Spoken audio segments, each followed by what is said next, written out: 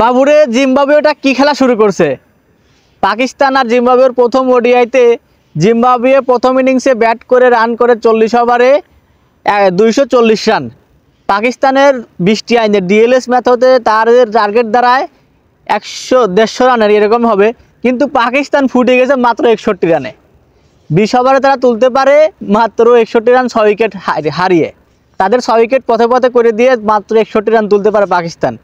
Zimbabwe পাকিস্তানকে আলগোসে পিছন মেরে দিয়েছে কালকে। পাকিস্তান এটা শুরু করছে কি, মানে পাকিস্তান যে সবাই বলে আনপ্রেডিক্টেবল একটা দল, মানে এদের কোনো ভরসা নাই, এদের কোনো মনে করেন যে কোনো কিছু নাই, যে কোনো টাইমে যে কোনো কিছু হয়ে যেতে পারে এদের সাথে। আসলেই তাই, মানে ঘন্টা টিম, একটা ঘন্টা টিম পাকিস্তান। তাদের যে শুধু ওই নাম ডাকি যে বড় বড় প্লেয়ার, বড় বড় বলিং টলিং আছে, কিন্তু আসলে তারা একটা ঘন্টা টিম। মায়ের দোয়া ক্রিকেট টিম মনে হচ্ছে যে পাকিস্তানের উপরে গিয়ে ভর করছে।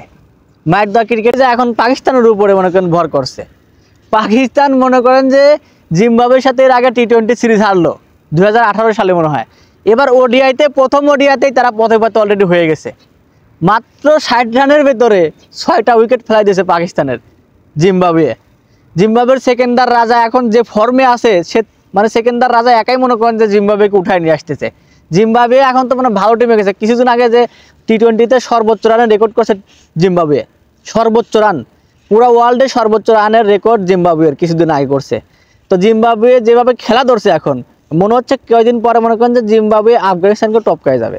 এখন ছোট দলগুলোর ভিতরে সবচেয়ে ভালো ফর্মে আছে আফগানিস্তান আর হচ্ছে জিম্বাবুয়ে, এই দুইটা দল খুব ভালো করতেছে। আর এই দিক দিয়ে বড় দলগুলোর ভিতরে পথে পথে রাস্তা হয়ে যাচ্ছে আমাদের বাংলাদেশ। আগে থেকে তো বাংলাদেশ ছোট দলই ছিল, কিন্তু পাকিস্তান যেভাবে খেলতেছে মনে হচ্ছে তারা আদিম যুগে ফিরে গেছে। এখন আবার পাকিস্তান কিছুদিন আগে বাংলাদেশের কাছে টেস্ট সিরিজ হারলো। এরপরে মনে করেন যে অস্ট্রেলিয়াতে একটু ভালো খেলছে, তাও হারছে। এরপরে জিম্বাবুয়ের সাথে যে আবার পথে পথে রাস্তা হয়ে গেছে। যেভাবে পিছন মারাটা খাইলো পাকিস্তান জিম্বাবুয়ের কাছে, আসলে তাদের মান সম্মান শেষ। তাদের দেশের যে ফ্যানরা আছে তারা তো এখন মনে করেন পাকিস্তানরা মনে হয় যে জুতা দিয়ে পিটাবে, এমন অবস্থা হয়ে গেছে। সব ফ্যানগুলো তাদেরকে এমনভাবে ধুয়ে দিচ্ছে, এমনভাবে তাদের জুতা পিটা করতে চাচ্ছে, ঘন্টি মন্টি বলে অস্থির দেখাই দিচ্ছে।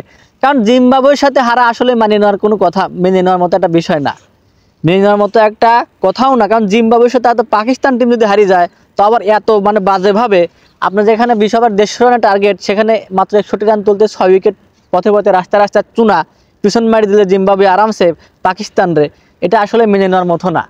মেনে নিবেই কীভাবে?